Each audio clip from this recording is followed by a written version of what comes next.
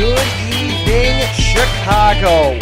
Welcome on into another edition of Chi-Town Weekly here on IE Sports Radio, your direct feed for all that is sports.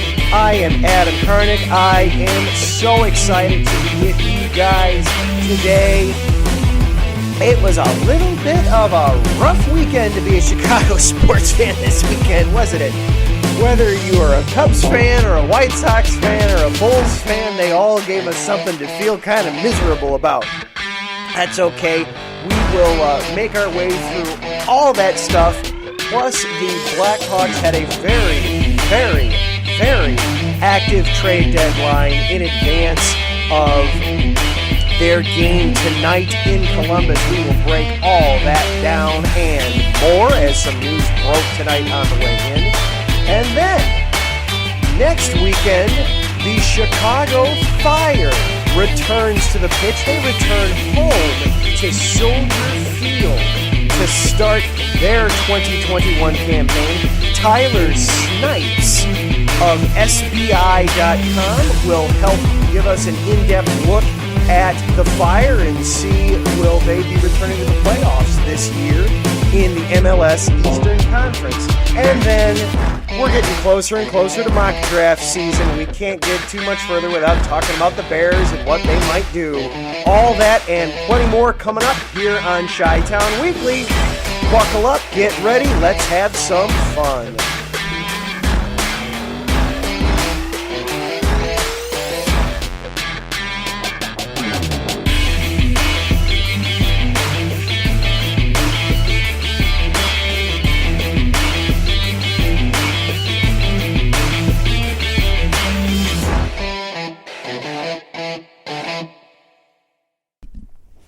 And once again, welcome on into Chi-Town Weekly here on IE Sports Radio. I am your host, Adam Karnick.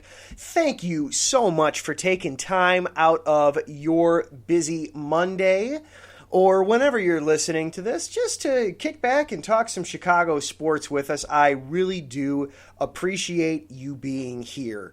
All right, before we get too much further, of course, we can't function as IE Sports or as Chi-Town Weekly without our sponsors. So without further ado, Legacy Financial. Last year was a tough year. However, staying positive, keeping your faith, and continuing to work hard is the goal. If you're in a financial struggle at the moment and you need some help, or if you're doing well and you want to get to the next level, either way, give them a call. Also, if you're looking for a new opportunity to work for yourself and earn more money part-time, give them a call. You can call AO at 510-928-2104 to book your appointment today. Andrew and AO are just two people on a mission to help families build a legacy. That's Legacy Financial. You can follow them on Twitter at legacy_uncut, at Instagram at sims_uncut, or find them on Facebook by searching Legacy Financial. And then we have a new sponsor this week, the Southern California Warriors semi-professional football team. The world of semi-pro sports is unlike any other sports organizations. Players pay to play in hopes of so many different outcomes, whether it's playing to get filmed to try out for professional teams, big-time colleges, or just playing to stay in shape. No matter what, all semi-pro players have one thing in common, and that's playing for the love of the game. The SoCal Warriors have been on a quest to earn titles and give players second chances since 2017.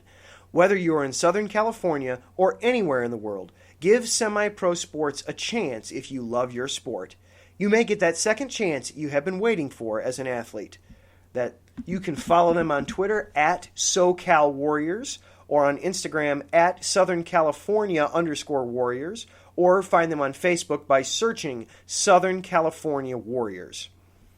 And then, of course, ways to follow along with the station. You can find IE Sports Radio on the major social networks at Twitter at IE Sports Radio, Instagram at IE Sports Radio, Facebook, search IE Sports Radio, or you can go to our website, iesportsradio.com. And, of course, you can follow along with this show on Twitter.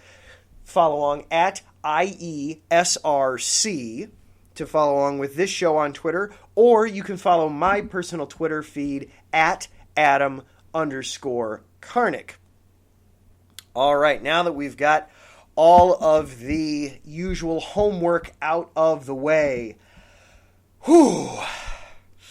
it was a rough one this weekend to be a Chicago sports fan. Taryn Rodriguez jumps into the chat already. And he says, Chicago will survive. Yeah, we'll survive, but that doesn't make it any easier. That was a rough one. It didn't matter whether your team was the Bulls, the White Sox, the Cubs, even the Blackhawks to a certain degree. It was a rough weekend. We'll start off with the Bulls. They played last night, and after already you had the buildup of the Cubs and the White Sox doing their thing and having difficulty throughout the day, you thought, all right, the Bulls at least can let the day end on a good note. They're up in Minnesota. They're playing the worst team in the NBA. They're in a playoff push. These games are getting hot and heavy and serious. Certainly, they're going to be playing well at their best and coming away with a win. And apparently not so much. Lost to the Timberwolves last night. I'm sorry, I got to get the exact score. It was 124 to 117, I believe. Of course, now that I say that sounds wrong. But anyway, it was one of those games that you looked at it and you said, they shouldn't have been losing this one. 121 to 117, sorry. It was just one of those games that how did they lose this one? Yes, Karl Anthony Towns is a monster. He is a beast for Minnesota. He is one of the best players in the game. Double-double for him, 27 points and 12 rebounds. But you had 30 points from Zach LaVine. You had a good performance from Vukovic. This was a team, you had 18 points from Vukovic. You had 30 points from Zach LaVine. This was a team you should have beaten. Yes, you're going to, in the course of a season, you're gonna lose some games to some bad teams. Even the worst team in the association is still gonna win right around 20 games. But at this point in the season, the Bulls, and I also get that the Bulls are in the mix of 4 games and 5 nights. They turn right around and they play in Memphis tonight, after playing on Thursday and Friday. But you had Saturday off. This is a team that you've got to beat. You're in the midst of a playoff hunt. They're trying to get out of that play-in standing right now in the NBA. The 7 through 10 seeds are going to play each other to earn the right to make the actual playoffs. Well, of course, you don't want to really be in that. You want to be in the playoffs themselves. Yet the Bulls keep finding themselves drifting further and further away. On Friday night, you wasted a 50-point game from Zach LaVine against the Raptors, and you let the Raptors get a game closer to you. Then you go up to Minnesota, and you drop one of the worst team in the league. They're going to have to start winning. Suddenly, we've been talking for weeks about how, okay, yes, they're in the 10 spot, but they're really not that far away from even, say, the 4 spot. In the NBA, in the Eastern Conference. Well, now it's drifting away from them. Now, with we're down to 20 games left in the season. They're 3 games back of Indy for the 9 spot. They are 5 games back of Charlotte for the 6 spot, which is the last guaranteed spot in the playoffs. So, if you're going to do this, Bulls, you got to do this. You got to figure this out. You got to turn this around, and you got to start beating teams that you're supposed to beat. Now they've got Memphis tonight. Maybe we'll see how that one goes. It's definitely going to be a tougher opponent, you would think. They've got the Grizzlies tonight. You would certainly think that's a tougher opponent than the Timberwolves, but we'll find out. Then they've got games on Wednesday, Friday, and Saturday this week. So it's another busy week. They play the Magic on Tuesday. You should win that one. Then they play the Grizzlies again on Thursday. Then it's the Cavaliers on Saturday. You need to take 3 of these 4.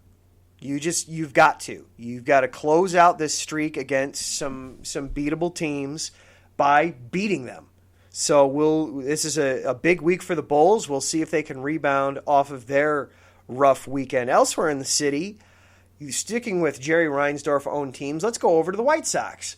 The White Sox had their first home series this past weekend against Kansas City, and it started off great. You had Lance Lynn throw a complete game shutout over the weekend. They won the home opener. Things are looking good. And then you get to yesterday, and all right, they were down, but that's going to happen in some baseball games. Then you have Adam Eaton come up in the 8th inning in a pinch hit spot, and he smacks a 2-run homer. Suddenly, you're up by a run. You got Liam Hendricks going in the 9th. This thing ought to be in the bag, right? I mean, sure, everybody else in the bullpen has struggled mightily for you this year, but what about? But certainly your closer is going to lock things down for you. Nope, apparently not. Liam Hendricks gives up the tying home run in the 9th, and then just continued defensive woes. Garrett Crochet has an errant throw in the 10th inning in extras that allows ultimately the winning run to come across. Errors and a leaky bullpen have been the story for this White Sox team to start the year. And the bullpen was supposed to be a strength for this team. I think they can turn it around. They're still the White Sox are still a good team overall. They can slug the ball out of the park. We heard Tim Anderson should be back on Thursday, but a bullpen you can fix on the fly. But you weren't expecting that the bullpen was going to be this problematic this early in the season. You were expecting that the bullpen would be, that all you needed to get out of your starters was 5 or 6 innings, get the lead, hand it over to the bullpen, and you're good. I mean, sure, it's great to get a complete game shutout from Lance Lynn, but let's face it, the way baseball is played anymore, you don't get complete game shutouts from your pitchers. That's not what happens. So you can't rely on your starters doing that for you every week. I mean, unless you're Lucas Giolito, I'm not sure there's anybody else in that rotation that you trust to go in on a night-in, night-out basis and get 8 or 9 innings and just shut the other team down. Dallas Keuchel maybe, but you're not thinking that's what's going to happen every night.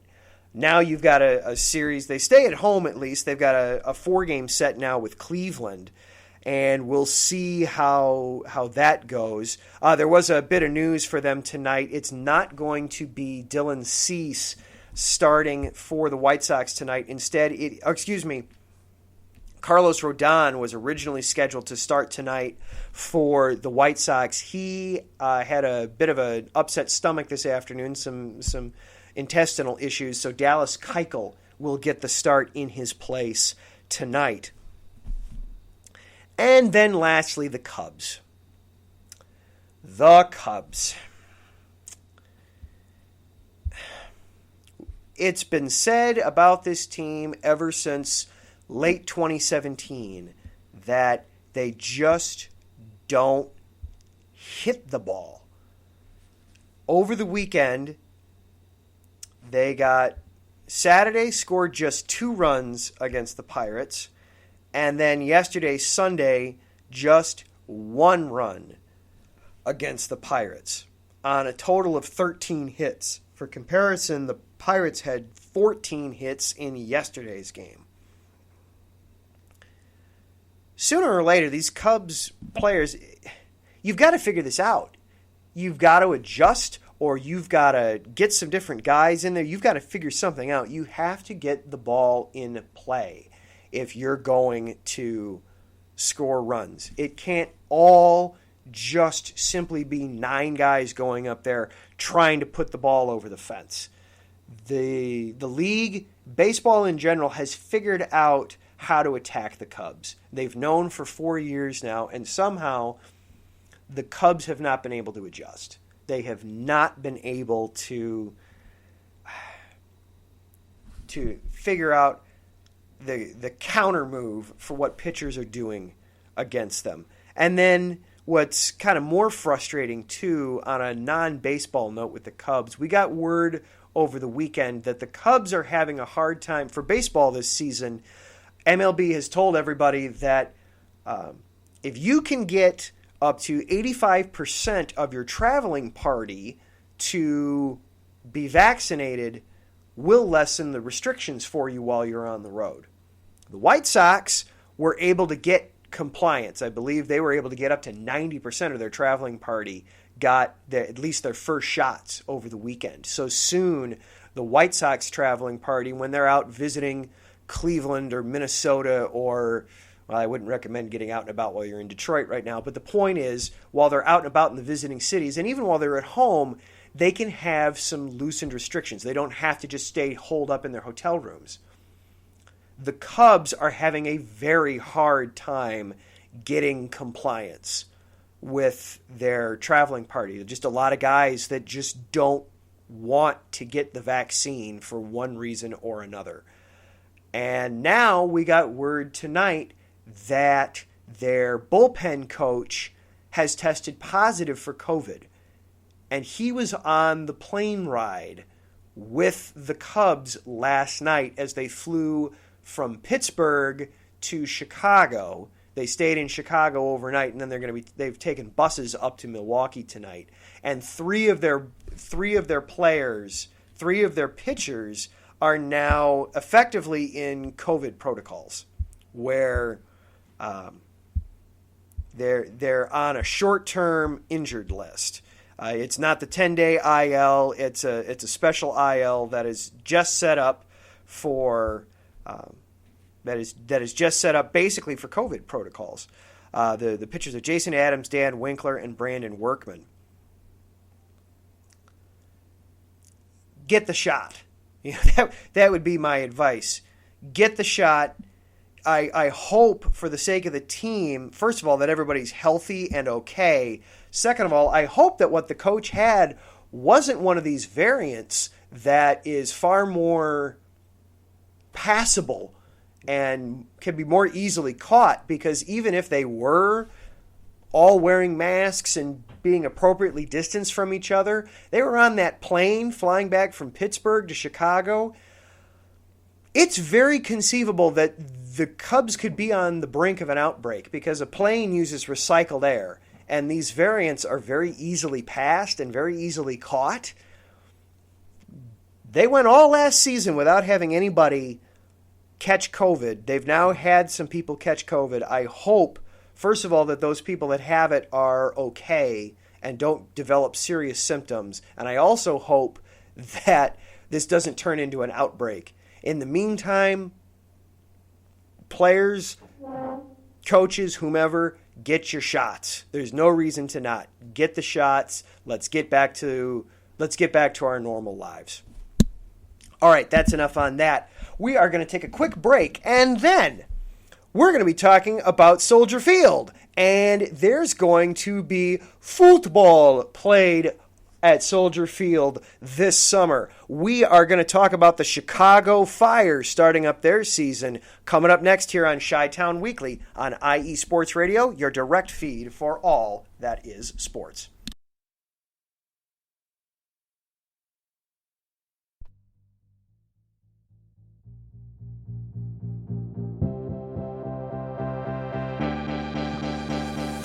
Hey guys, it's Blake Henley, better known as H-Town Blake to some of you.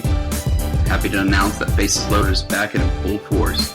We'll be bringing that high heat every Tuesday night here on IE Sports Radio, so come home, Get ready, dig into that batter's box, and see if you can chase that high heat, baby. So we'll be coming to you live with all the stats, all the rundowns, all the division rivalries, and every team that's going to make the playoff push to get to that one and only October and get to the pinnacle of what baseball is, to hoist that Commissioner's Trophy when it's all said and done.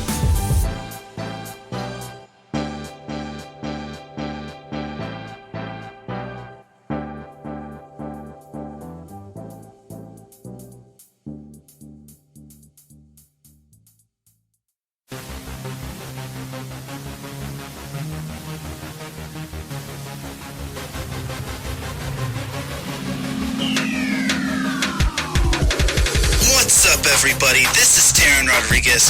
Are you a fan of volleyball? Are you a fan of Thunderous Spikes? Then I have the show for you, Set Point, where I cover NCAA men's and women's volleyball, high school boys and girls volleyball, beach volleyball, and even professional volleyball. Catch the action every week here on IE Sports Radio, your direct feed for all that is sports.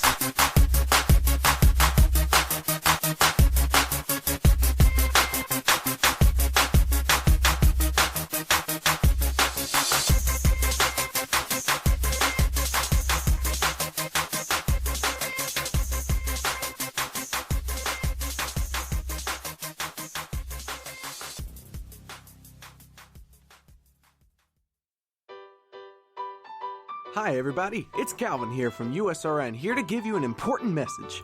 Since 2017, we have done our absolute best to provide you with nothing but the highest quality of sports calls in the greatest of quantity possible. Thanks to you, our station has grown more than we ever thought. That's why, with your help, we would like to grow even further. Just think, twice the amount of your favorite calls, 24 hours of coverage, talk shows, play-by-play, game-by-game analysis, and so much more. That's right, USRN2 is officially in development, but we can't do it alone. We have set up a GoFundMe page that you can access from our homepage on the left of your screen. We also are planning special giveaways and prizes to our highest owners. Our goal here at USRN is to bring you the best calls possible at no cost to you. In order to continue to do that, we need your help now. Please check out our GoFundMe page, and if you would like to know how you can help, you can email usrnradio@gmail.com. Without your support, we couldn't do what we do.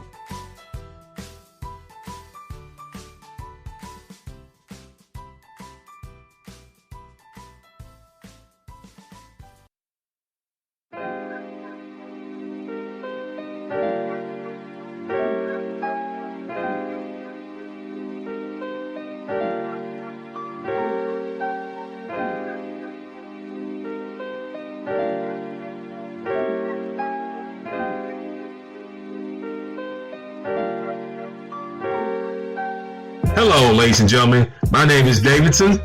It's your boy, Dentarius Lava. And we are the hosts of Fast Break here on IE Sports Radio, where we discuss everything in the world of basketball from prep to the pros. You guys should definitely check us out, man. Sunday, 8 p.m. Eastern, 5 p.m. Pacific. We got all the basketball information you guys need, so we look forward to you guys listening in. And please do, because we are the best basketball show on this side of the Mississippi. And please do check us out on Twitter at FastBreakISR. D-Lock, where's our time again? 8 p.m. Eastern, 5 p.m. Pacific. That give you guys plenty of time on a Sunday. Tune in.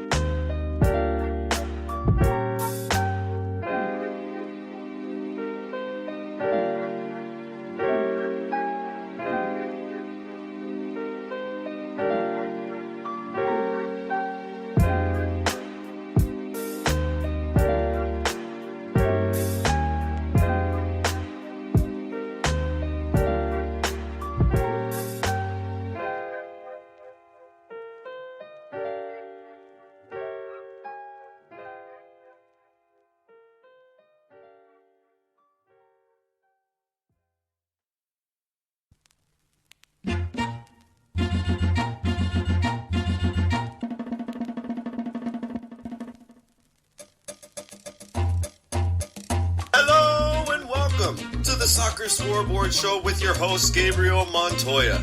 This is the show for soccer, football fans, or whatever you call the beautiful game. Every week, I tackle the latest and greatest news from around the soccer world. From the English Premier League to the World Cup to MLS, Liga MX, and more. You can listen to the Soccer Scoreboard Show and our lineup of fantastic guests every Friday at noon here on IE Sports Radio, your direct feed for all that is sports.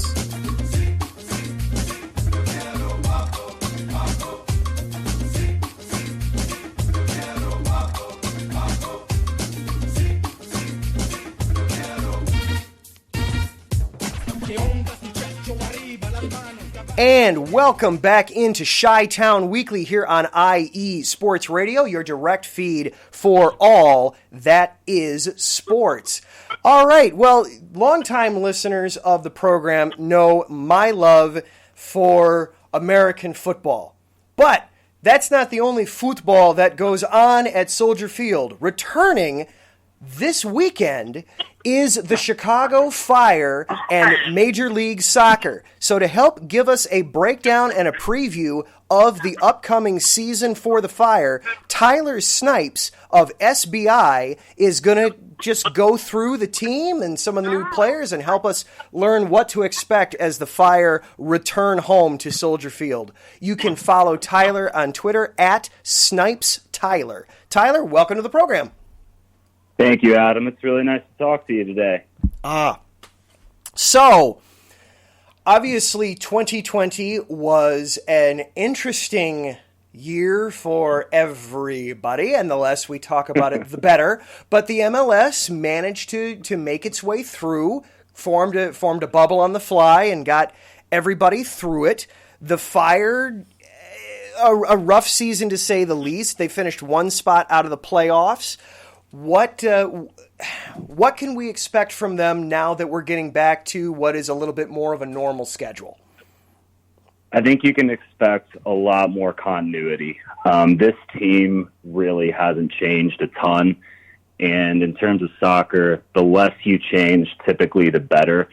As you said, they missed the playoffs, but it was only by 1 point. And I'm not exaggerating when I say this was effectively an expansion team. You had a new coach.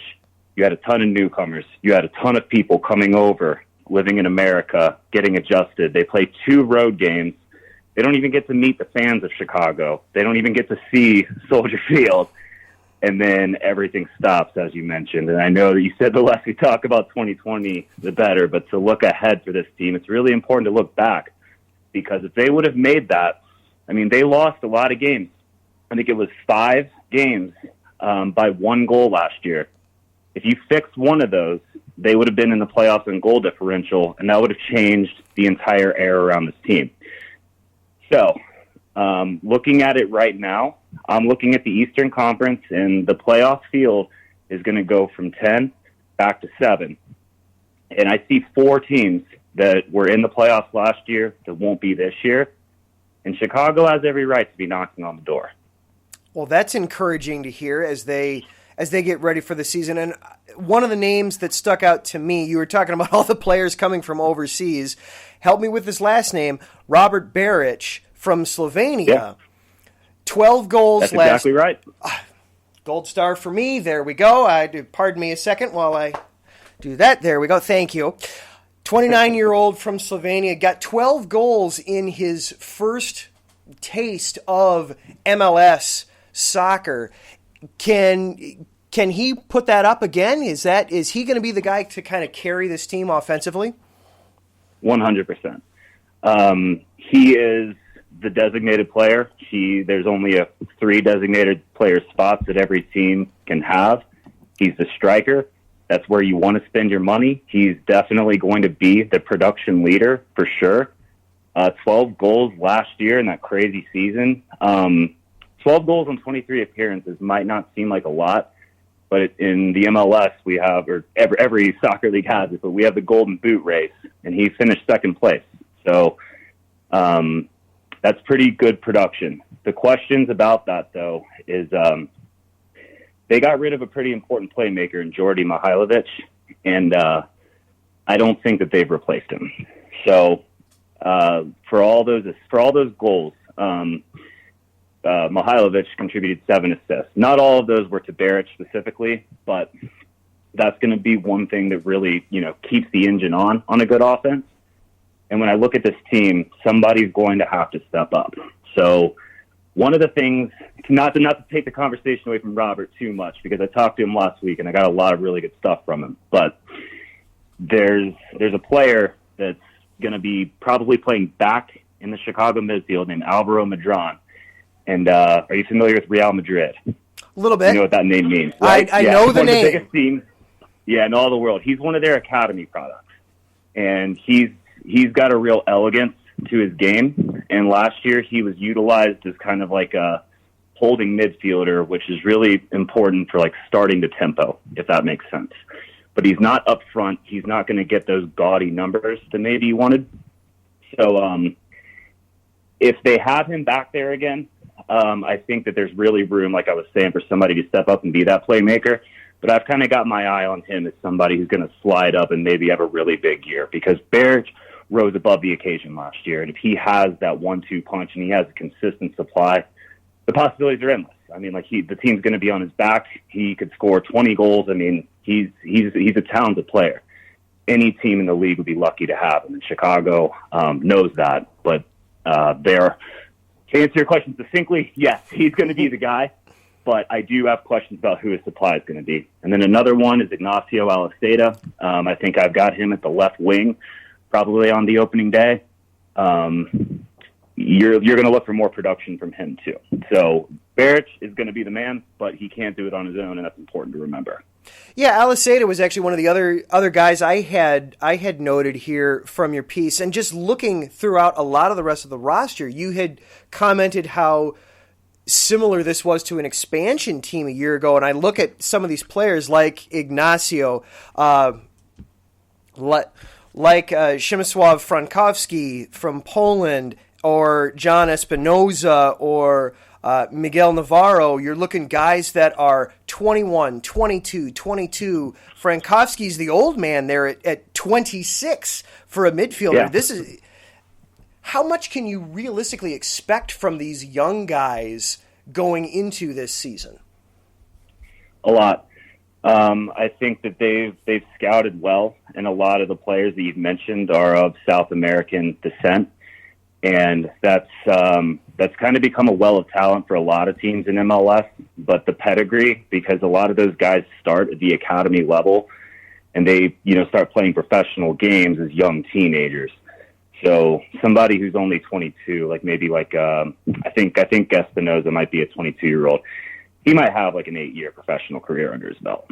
So I wouldn't look at the age. I would look at the quality, and those guys absolutely have it. And the other thing about that is that if they can carve out the starting roles for themselves and they can be productive and stay on this team and then be in Chicago again next year, you've got a lot of miles to go with some of that very young talent. So I would say pick your spots and watch the games and see who stands out to you. But, not everybody's going to, they're all going to be trying to, compete each other for minutes. And at this point in the season, in the preseason, they're trying to take each other's heads off. They feel like they're competing with one another. So, not everybody's going to sniff the field. But the guys who do start the season, you're going to know that that's who Rafa Wicki believes in, and they're going to get a good run to prove themselves. And, I think you can expect a lot from who he decides to start.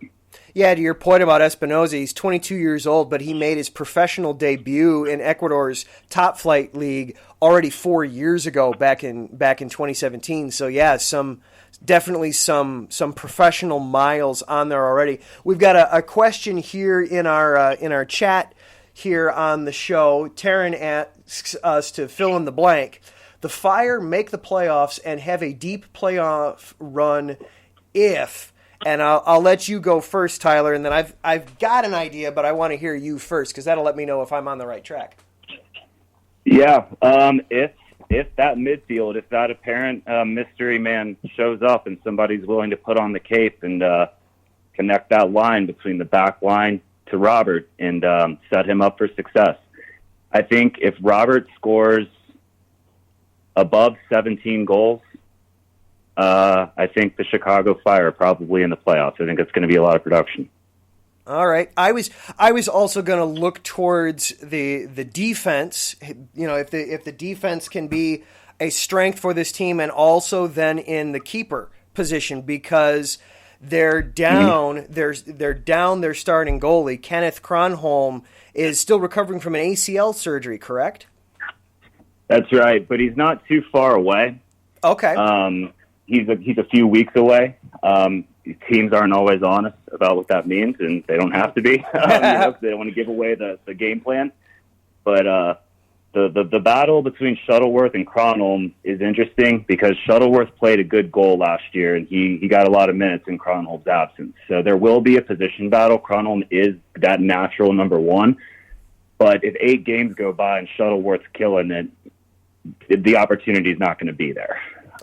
So that's going to be very interesting. If they make that swap when Kronholm's healthy and Shuttleworth's playing a good goal, that's going to be a real move of confidence because Kronholm, I think he's 35. The injuries are starting to pile up, and I wouldn't see him as a long-term option when Shuttleworth is somebody that I think a lot of teams would be comfortable with. Yeah, and it was interesting to note, looking at it too, it's a very young team with the exception of the top 2 goalies. You've got Kronholm, who's 35, and Shuttleworth is 33, but is going to be 34 here in less than a month. Is that how big of an advantage is that to have that experience and that wealth of just having been back there before at the keeper position when it comes to the rest of the team? Yeah, I would kind of think of them as kind of like first basemen when you age them. If they're still good, it can go on a long time. There's guys who have played on big teams into their 40s all across the world. MLS, maybe not. But yeah, that experience is very valuable. I'm going to be honest. I'm not sure who that third option is, but whoever you see on the bench in that first game against New England, that's probably someone who you consider for the future. And having 2 like 30, guys like who are getting there in the twilight around them, that's going to be a great thing. Goalkeepers watch the entire game. It's they've got photographic memories, and yeah, that experience is really good to have. Yeah. But neither are a long-term option. And if you're looking at somebody for the next 2 to 3 years, the injury history with Kronholm kind of concerns you. So if Shuttleworth's holding it down, Shuttleworth, I think has every right to finish the season. Yeah, the other two goalies on the roster, I don't have their names written down, but I looked at it last night. They're both homegrown talents. They're both from Addison and Naperville, Illinois, just outside of Chicago, and they are both not only teenagers, they are in their mid-teens. So yeah, it's not necessarily somebody you're going to be expecting to. You hope you don't have to throw either of those young boys out there. No, probably not. And I think that's going to be something that becomes a piece of business if the summer transfer window opens and there's somebody out there, the right age, the right price for the taking. That's one area you could look at. But I'm still very confident in Shuttleworth, truly, just as a pure neutral. I really like his game, and I wouldn't be too worried there. Well, that's good. All right, now let's zoom out a little bit here. Let's kind of look at the Eastern Conference as a whole. You had mentioned, last year there were 10 teams that made the playoffs. It was an expanded playoff field. The teams that were able to kind of take advantage of that were Nashville, New England, Montreal, and Miami. Of those 4, who do you see as the team most? Who do you see as the teams most likely that Chicago can get in front of, get ahead of this season? Yeah, Montreal for sure. You can kiss them goodbye. They've had some major changes. They just had a very high-profile coach leave, and they've got a roster that was kind of under his direction, and it's a really half-finished product. So they're going to be in trouble for a little while. I'm going higher in the playoff field because I think Nashville stays. I think Miami can stay too. I'm looking at the New York Red Bulls, NYCFC, and Toronto FC to fall out. With the New York teams, there's just a lot of question marks and not a lot of real continuity. The Red Bulls have made it 11 years in a row, so you can really never count them out, but they just don't make a ton of noise, especially in these last 3 years. And then Toronto's just undergone a complete facelift and lost a really really big coach. So those are the 4 that are going to fall out. Okay. I think that Nashville has, or not Nashville, but Chicago has the ability. I mean, I think 5th through 9th is what you're looking at. And it's going to come down to 1 or 2 points again. So very, very tight race in the middle of the Eastern Conference. Who then is going to be the cream of the East this year? Philadelphia is the reigning Eastern champ. Are they going to repeat? Yeah, I mean, they're the thing about them, and then obviously the Columbus Crew won the MLS Cup. So those are the 2 that, Vegas is going to like a lot. They've got CONCACAF Champions League going on, and then they've got Campeones Cup. So CONCACAF Champions League is a competition with everybody, all of the top flight leagues in North America, and that cup is going on right now. They got shot out of a cannon and they're playing competitive games. Then they've got Campeones Cup, which is a battle of the top Liga MX teams from Mexico, and then the top MLS teams. Both of those teams, both Philadelphia and Columbus, qualified for it. And then there's going to be U.S. Open Cup coming back this year as well. So Chicago has the advantage of not having to deal with any of that. And if they are doing, they don't have to be doing super well, but they could potentially qualify for the U.S. Open Cup. But let's just say that they don't. And when I look at the beginning of the schedule, I don't think you're going to see the best of Chicago. So the thing that's going to work for them is that they're going to have a lot less miles on their legs. Philadelphia, you're right, they're going to be a contender again. But they're going to play a lot of games. And if they don't have the depth to last, they're going to fall off at the end. And that's going to be something really interesting to watch. And Chicago's going to be fresh, I think. They just have a lot less to deal with. All right. Well, it's going to make for an interesting MLS season for sure. Tyler, thank you so very, very much for hopping on today. I really appreciate it. Some outstanding information.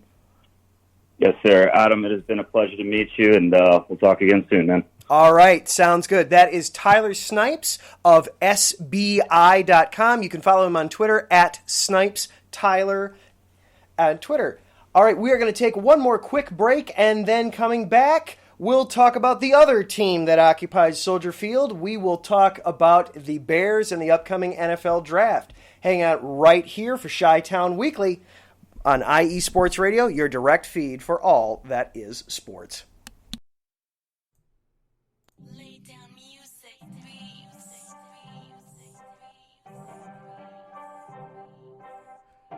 Hey, what's up, BS3 sports fans? If you love listening to the BS3 Sports Show, check out the weekend wrap-up every Monday at 12:15 Central Time, 1:15 Eastern, recapping the weekend in sports like you never heard it before. Comedy, interactive chat room, it's a must-listen. Weekend wrap-up on Spreaker.com, part of the X Squad. Check it out.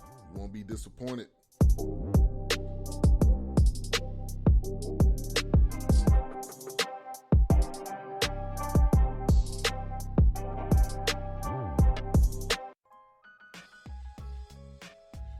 Hey, what's up, sports fans?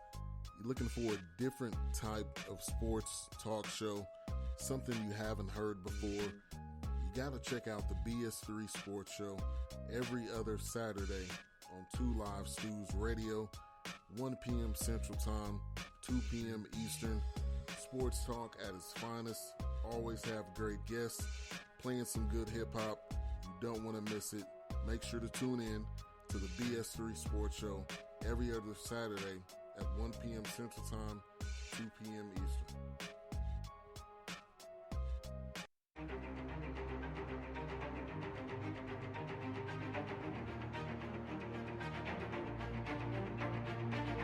Hey USRN fans, do you have a product or company you are trying to promote? Look no further. USRN is teaming up with small local businesses trying to establish themselves via online promotion. Let us know if you're interested. Email us at usrnradio@gmail.com to learn more.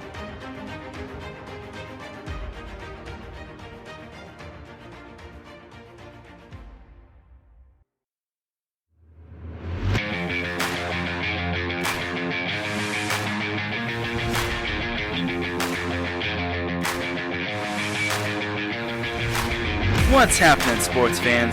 Are you a fan of Southern California sports? Are you looking for a show hotter than a hot summer day in California? Then look no further than the SoCal Supreme Sports Show, where I talk about all things Southern California sports. That's right, all sports teams from Southern California. From the hard-hitting tackles of the NFL, to the killer crossovers and big three-pointers of the NBA and WNBA, to the grand slams of the MLB, to the bone-chilling goals of the NHL, and to the booming kicks of the MLS. The SoCal Supreme Sports Show has it all for you. Oh, and let us not forget about the college sports as well. So join me, Taryn Rodriguez, every week here on IE Sports Radio, your direct feed for all that is sports.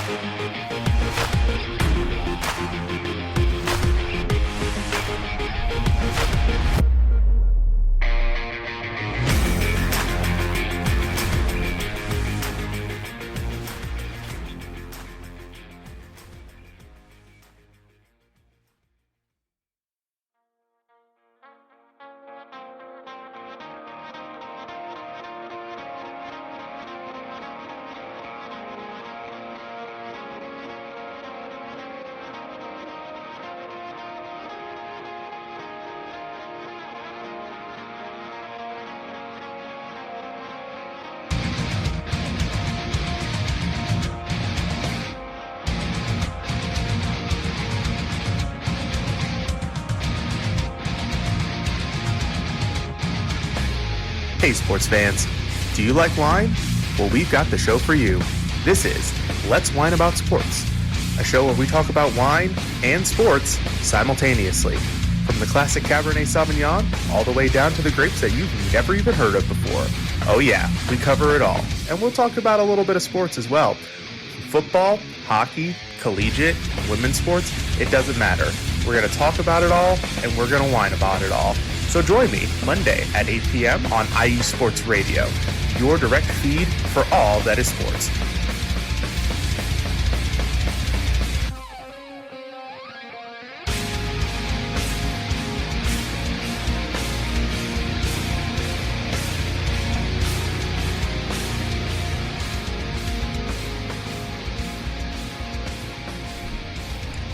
And welcome back into Chi-Town Weekly here on IE Sports Radio, your direct feed for all that is sports.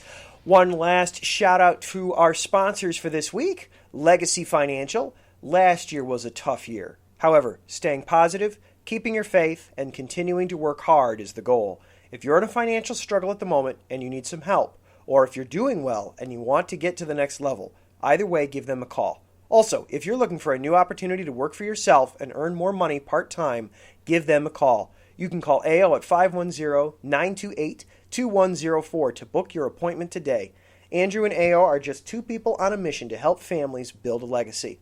Follow them on Twitter at legacy_uncut, or on Instagram at sims_uncut, or find them on Facebook by searching Legacy Financial. And then new this week, the Southern California Warriors semi-pro football team. The world of semi-pro sports is unlike any other sports organizations. Players pay to play in hopes of so many different outcomes, whether it's playing to get filmed to try out for professional teams, big-time colleges, or just playing to stay in shape. No matter what, all semi-pro players have one thing in common, and that's playing for the love of the game. The SoCal Warriors have been on a quest to earn titles and give players second chances since 2017. Whether you're in Southern California or anywhere in the world, give semi-pro sports a chance if you love your sport. You may get that second chance you've been waiting for as an athlete. Follow them on Twitter at SoCal Warriors, on Instagram at Southern California_Warriors, or find them on Facebook by searching Southern California Warriors. And one thing I want to let you know about that we are doing here on IE Sports Radio, as we are head over heels into the NFL draft season and all that entails. I know that we're all sitting around dreaming about what our team is going to do, what our beloved Bears are going to do, and I'm going to be talking about what I think they're going to do and could look at doing. And judging by all the Pro Football Focus mock drafts I see you all fill out and post on Facebook, you're thinking about it too.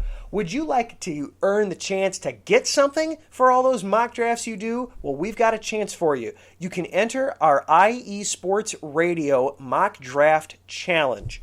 Reach out to Mike Pat. He is the host of Let's Whine About Sports on Sunday nights. You can catch him every Sunday night at 8 o'clock Central as he enjoys a bottle of wine and talks about whatever his sports topic of the week is. You can reach out to him at MikePat91 on Twitter. Send him your first round NFL mock draft. No trades involved. And you would be automatically entered into our mock draft challenge. The winner gets swag from the radio station. We've got hats and t-shirts and sweatshirts. And also, you then get a shout out on every single show on the network that following week. We've got shows all through the week. Of course, here on Mondays, you've got Chi-Town Weekly. Also, Taryn does Set Point. Usually on Mondays, he did it earlier today because he had a guest on earlier today, but usually he's on after us on Mondays. You've got the Kansas City Shuffle on Tuesday. You've got Gloves Off handling boxing. You've got New York. You've got car racing with the Extra Mile on Thursdays. You've got Ohio with the State of Ohio Sports on Fridays, and so many other shows that I'm not even mentioning. All those shows, plus more, will acknowledge you as the IE Sports Mock Draft Champion. So check that out. All right. So the Bears, what are they up to? What might Ryan Pace and company be thinking? We have seen a ton of wheeling and dealing already with teams trading players, trading picks, trying to move around. It's very safe to say at this point, I'm going to be submitting my own mock draft here to Mike in time before the draft too. Haven't done it yet, but at this point I feel very, very, very, very confident in saying that the first 3 picks are all going to be quarterbacks. The Jaguars, Trevor Lawrence, that's a no-brainer at this point. You can mark that down, put that one in ink, that one's going to happen. And then you've got the Jets sitting there at 2. They just got rid of Sam Darnold. They're going quarterback. Don't read into anything else. They're going QB. It's simply for them a matter of which one they go for. It seems like they're going to be going with Zach Wilson out of BYU. Then you had San Francisco give up a king's ransom to move up from 12, all the way from 12 to 3. They're going to be taking a quarterback. So with 3 quarterbacks already off the board, does it make sense for the Bears to move up from 20 overall to 4 overall? Of course, the Bears need a quarterback. None of us are going to dispute that. None of us are going to argue about that. There's no way that Nick Foles and Andy Dalton could possibly be considered the future at the position. It's not there. Can they get up high enough to take one of these top flight quarterbacks? So at 20, I don't think that there's going to be a quarterback there at 20. There's 5 quarterbacks who are worthy of going in the first round, it would seem, in this draft. I think all 5 of them are going to be gone in the top 10, maybe even a 6th one. It wouldn't shock me if that were to happen. So, first of all, what does it cost you to move up from 20 to 4, where Atlanta is? Because Atlanta has said that pick is open for business. They're willing to trade it. They're willing to move out. Now, keep in mind, this is the season of lying, so you never know what might actually be true. But you're talking the difference in value. If you're giving them a point value, the Bears pick at number 20 is worth roughly 850 points, if you will. Atlanta's pick at number 4 is worth 1,800. So you've got to make up 1,000 points, because I don't think there's any way Atlanta is going to offer any kind of a sweetheart deal on that pick. They're going to be asking, knowing that some team is going to be coming up there ostensibly to look at taking a quarterback, they're not going to be taking any kind of a deal. In fact, they might even be asking a little extra, depending on how it goes. Can the Bears find an extra 1,000 points with their current picks to make that up? That's going to be hard.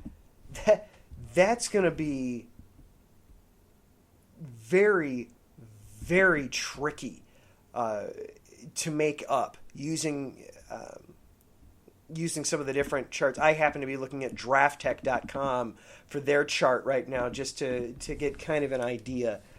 After they draft at 20th overall, their next pick in the second round, to give you an idea, their next pick at 52 is worth only 380 points.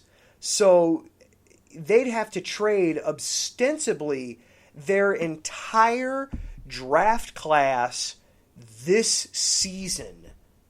And it's probably not enough to make up the difference from 20 to 4. So obviously you're having to dip into future years. You're going to have to send multiple ones to Atlanta to get this deal done.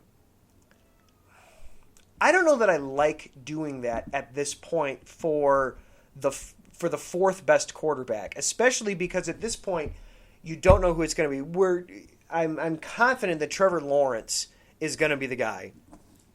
I also feel reasonably certain that Zach Wilson is going to be the second quarterback off the board going to New York, to the Jets. Then you get to the third pick. We've heard a lot of talk that the Niners are in love with Mac Jones out of Alabama. I don't buy that. I think that's a smokescreen. Justin Fields was all throughout the college football season considered to be the guy for the number 2 quarterback in this class. And so for him to suddenly fall possibly out of the top 5, I think is ridiculous. So I don't think it makes sense to trade up to number 4 until you know who's going to be there. So we'll see that. As far as other needs for the Bears going into this draft, for me it's offensive tackle, wide receiver, and corner are the other top 3 needs for the Bears. With what they have, I don't know how they're going to be able to get all they only have 3 picks in the first 3 rounds, and then after they pick at 83, they don't pick again until pick 164. That's a huge drop off. I think the 5th, 6th, and 7th, the 5th and 6th round guys that they get, because they don't have a 7th round pick, the 5th and 6th round guys that they get, I think you're going to be looking more for depth. So it's going to be very challenging to take care of all their needs with this class. All right, that is going to do it for Chi-Town Weekly here this week. We will, of course, as we get closer, be diving more into the Bears and their draft needs as we get closer to the draft. We will also be keeping an eye on all those teams that failed us over the weekend. Hopefully the Cubs and White Sox and Bulls will treat us better this week and give us a little bit better of watchable product for us to consume this week as we go. And then the Blackhawks. I unfortunately wasn't able to get into it during the show tonight. The Blackhawks had a very busy day. They had 4 trades that they pulled off. They have a very new look for them about them as they are playing Columbus right now, tied with the Blue Jackets, and trying like mad to get into the playoffs and hold on to that 4 spot. They're right now 4 points behind Nashville as we push to the finish line here. Going to be interesting to see as Nashville, Chicago, and Dallas are all fighting for that final playoff spot, and Columbus is starting to fade a little bit. Thank you to Tyler Snipes for joining us tonight to talk about the Chicago Fire and the MLS. Definitely give him a follow on Twitter. Thank you to Legacy Financial and to the SoCal Warriors for being our sponsors this week. Thank you to Karen for hanging out with us in the chat room. Thank you to Larry and the entire IE Sports Radio family. You guys are the best. It is so much fun yakking sports with you guys week in and week out. And thank you, the listener, for continuing to come here and listen to me. I really appreciate getting to talk Chicago sports with you every week. Until next week, stay healthy, stay safe. We'll talk to you next time.